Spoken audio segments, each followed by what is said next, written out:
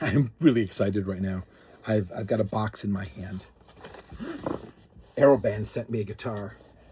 This is like one of the few things I saw at CES that I really wanted.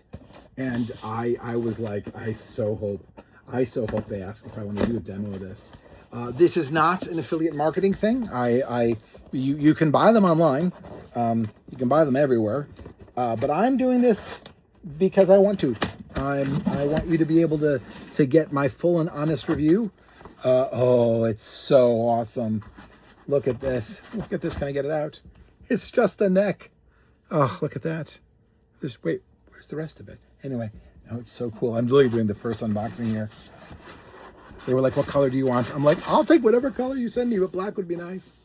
And yeah, look at that. That is so cool. I am so excited about this. It's a guitar.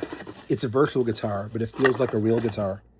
And there is something to be said about these things. And, you know, it's kind of weird because there is a level of skill, but there's also a level of acuity that comes in. My hands aren't as good as they used to be. I am not like this and I'm not like this. And, you know, what's cool about this is because they are really just buttons and not really strings, this is going to be easier on my hands. So I'm looking at this from almost an accessibility perspective, which is kind of neat. I should look at the directions before I slide this in here. But no, I'm really, really excited about the whole concept of what this is. Because unlike the first piece I had of theirs, which was like a pick that you strummed in midair, which is really just a single button sort of thing, this really does have all of the features of a guitar. It's just made of buttons.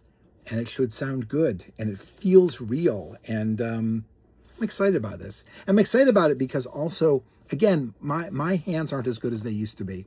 So I miss being able to pick up the guitar and play it. And it gets frustrating.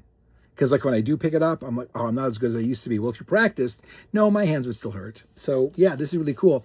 Again, this is just, you know, part one of me playing with this AeroBand guitar that was sent to me.